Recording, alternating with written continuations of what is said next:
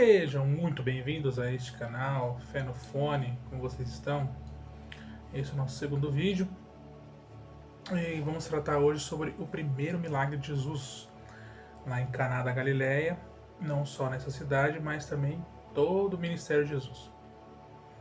Vou tirar o fone para ficar melhor. Então a gente encontra essa história registrada no capítulo 2 do livro do Evangelho de João. E todos já conhecem a perícope, né? Do versículo 1 ao versículo 11 ali, se trata do primeiro milagre.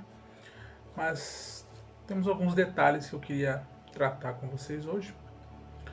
E antes de tudo, né, se inscreva no canal, compartilhe, curte, mande mensagens, comentários. E não se inscreva de se esquecer, tá? Vamos lá. O primeiro detalhe que a gente pode notar nessa perícope é as talhas de pedra.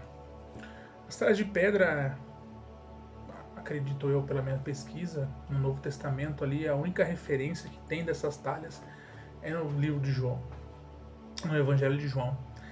Mas há citações próximas ou quase paralelas a elas no Evangelho de Marcos, também no capítulo 7, ali sobre a tradição dos anciões.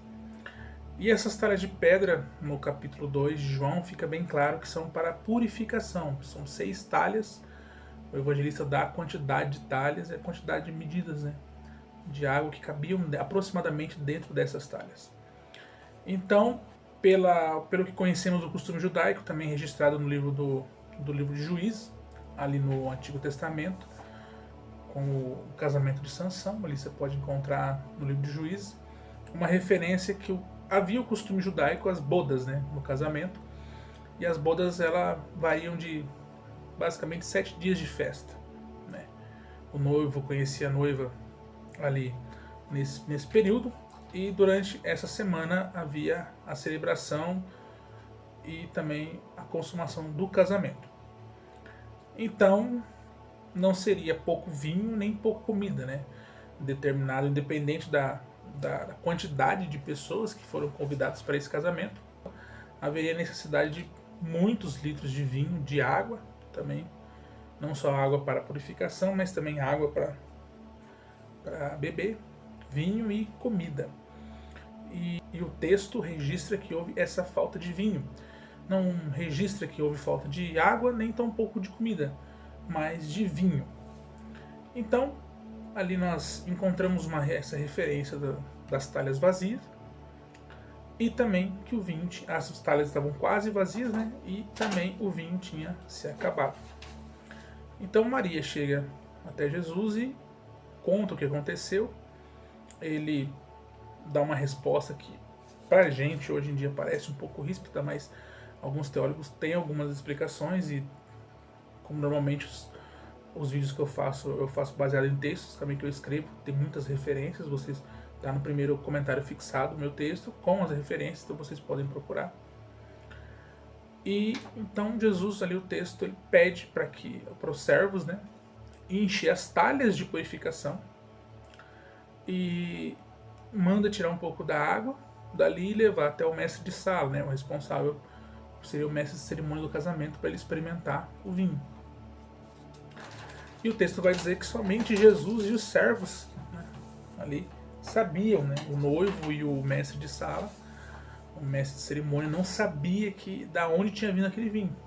E o mestre de sala fica muito contente com a qualidade do vinho que o noivo, né, ofereceu ali naquele determinado tempo da festa, que também não há referência, porque no começo do capítulo fala sobre o terceiro dia, mas não se sabe se é o terceiro dia do casamento ou o terceiro dia da semana.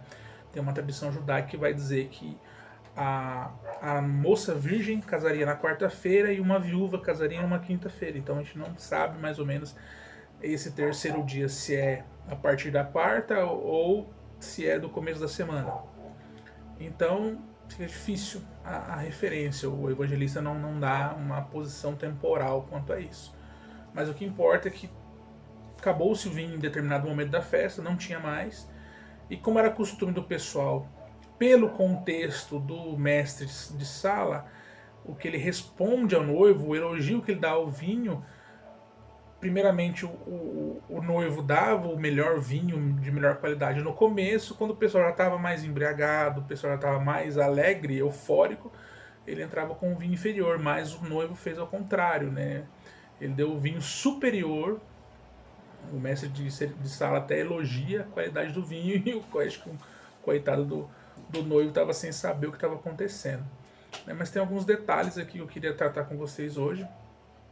O do porquê, penso eu, acredito eu, e tenho as referências, trago referências aqui do porquê seria esse vinho.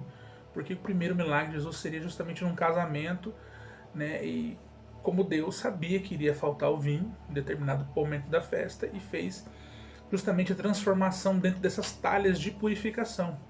No capítulo 7 de Marcos vai ter mais detalhes sobre essa questão, e Jesus deixa claro que é uma tradição humana, que os judeus estavam dando mais importância do que a própria Torá, que a própria lei, porque ali a gente vai ser a única referência que a gente vai ouvir falar sobre o Corban. E o Corban eu trago mais detalhes em outro momento, em outro texto, em outro vídeo.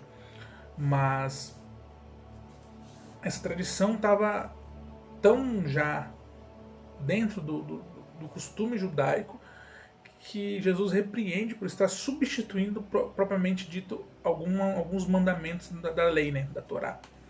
Então houve, muito possivelmente, esse costume surge ali entre os judeus ao final do cativeiro babilônico, ali com também a origem dos trata da seita dos essênios, que vem com essa tradição de purificação, né, ali possivelmente uma origem de João Batista, mas também a gente pode tratar isso em outro momento. Então, muito provavelmente os essênios ali, junto com a comunidade de Qumran, começa essa prática de banhos, de ritos de banhos de purificação. E nesse contexto do capítulo 7 de Marcos, não é questão sobre higiene, mas é questão sobre o rito de purificação.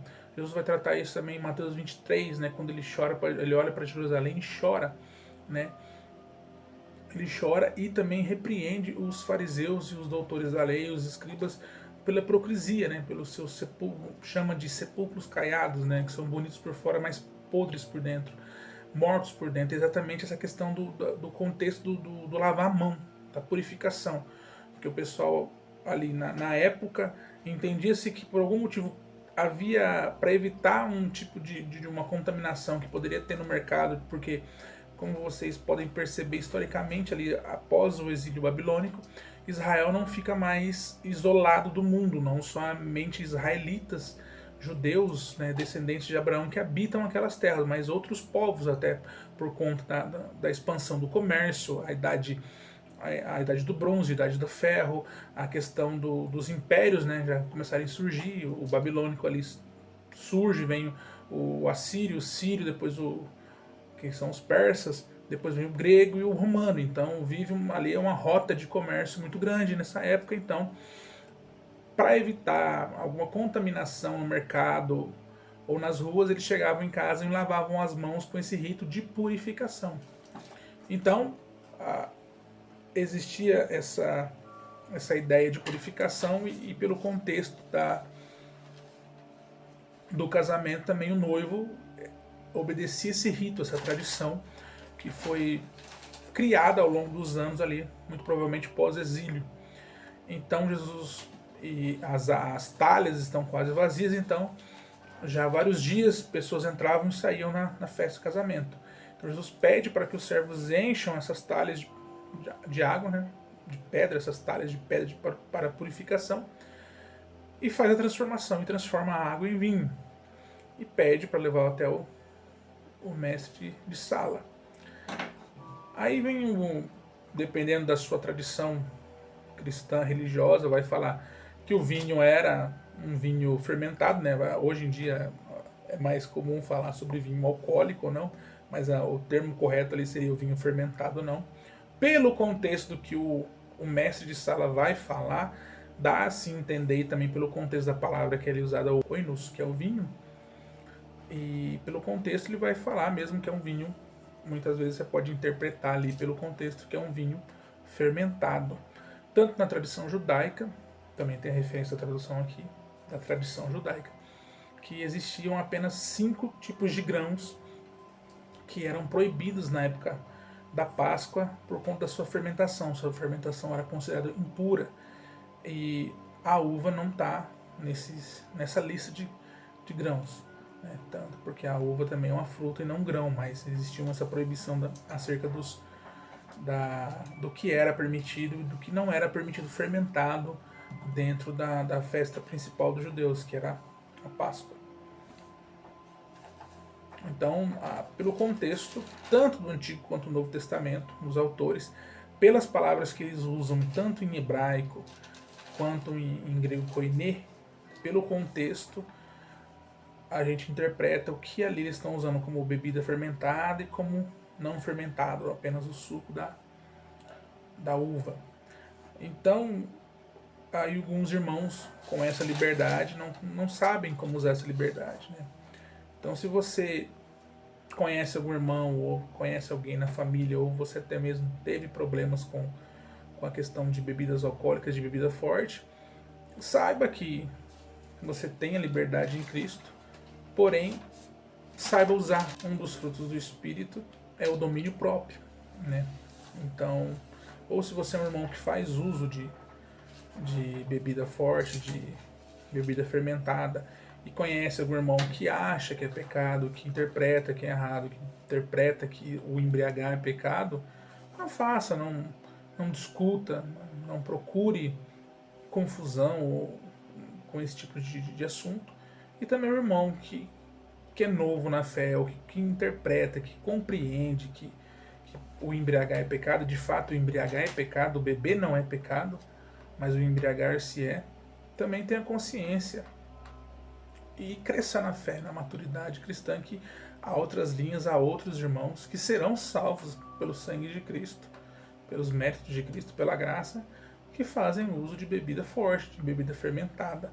A questão é o domínio próprio, é o controlar-se, porque comer não é pecado, mas o excesso, a gula, é pecado, assim como o uso da bebida, do vinho. O vinho em si, beber não é pecado, a questão do excesso, a embriaguez. Você vai ver uma lista enorme que Paulo vai falar sobre a questão, não só Paulo, mas os autores do Novo Testamento e também do Antigo Testamento falar sobre a bebida, sobre bebida fermentada, o mau uso dela, né, é pecado. Tanto que na parte quando Paulo escreve para Timóteo a respeito dos presbíteros, ele vai falar, é bom que não seja dado a muito vinho, né? E aquele contexto ali, aquela palavra seria o vinho fermentado. E outra, se não fosse o vinho fermentado, então o pecado seria de glutonaria também? Pode ser, né? O exagero na bebida, né? Sem fermento. Mas o motivo principal que eu penso, e a conclusão que eu chego, do porquê Jesus transformou a água em vinho, e justamente num casamento, são essas.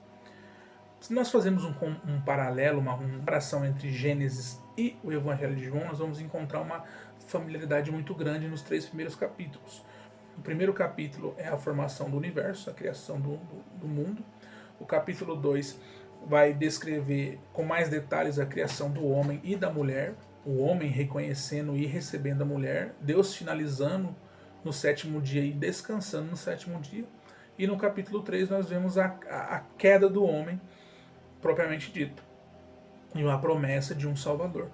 Em João nós encontramos o primeiro capítulo, ele vai tratar do Logos, né, sobre a criação do universo, vai falar que o Logos estava com Deus e o Logos era Deus. No capítulo 2 nós vamos encontrar essa questão do casamento e do vinho, e no capítulo 2, né, perdão, no capítulo 2 nós vamos encontrar essa questão do casamento, também repetido em questão do vinho, nós já vamos entrar em mais detalhes. E no capítulo 3 nós vemos o diálogo de Jesus com Nicodemos na necessidade de nascer de novo, né? Então, fazendo um paralelo, o capítulo 1 de Gênesis e o capítulo 1 de João trata sobre a criação. O capítulo 2 termina a criação, e no capítulo 3 de Gênesis nós vemos a queda do homem, depois vamos dizer assim, o casamento que Deus realizou ali, a união que Deus fez entre o homem e a mulher. No capítulo 2 nós temos a realização de um casamento também. E Jesus vai usar as talhas de pedra justamente para mostrar isso.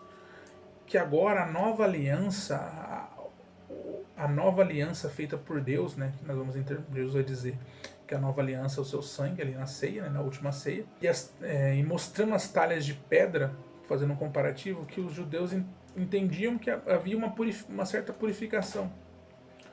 No entanto, Jesus vem e mostra que a purificação dele é diferente, é uma purificação de dentro para fora, não somente por fora, né, como sepulcros caiados, bonitos, mas continuam podres, né? Não adiantava nada você lavar suas mãos e o seu interior ainda continuar corruptível, né? Continuar pecaminoso.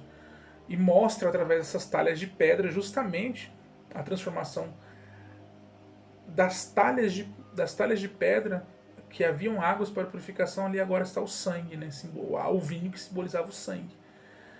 E que a purificação vem de dentro para fora. Isso remete a um versículo lá de Ezequiel falando, né? Eu vos tirarei o coração de pedra e colocarei um coração de carne, né? Um coração que bate, que pulsa. Então eu interpreto e vejo que esse é o significado.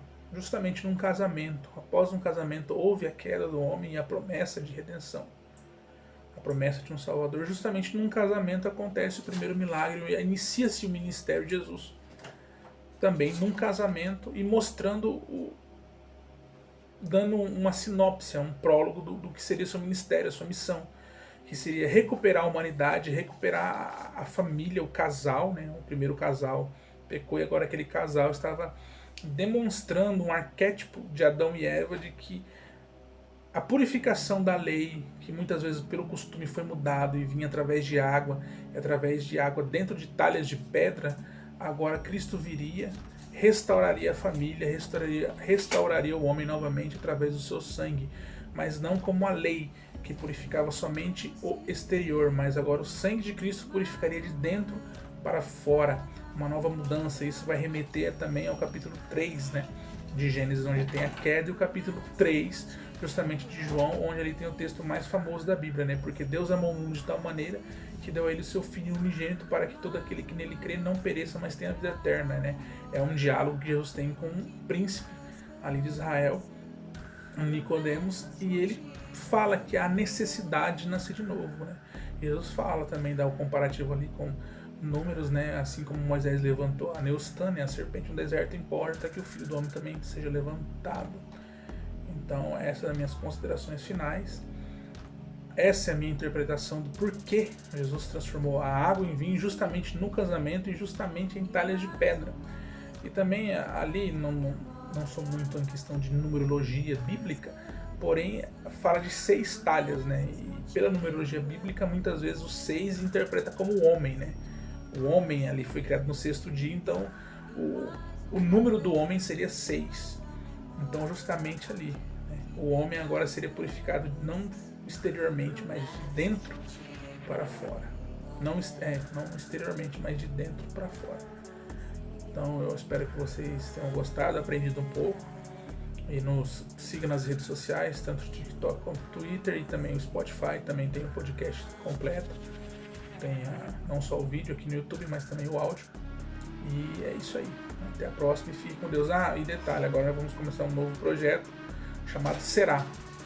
Mas não será somente comigo, mas com o Leonardo e com o Wendel. Essa tríade aí de pensadores. Vamos provocá-los a pensar cada vez mais. Fiquem com Deus.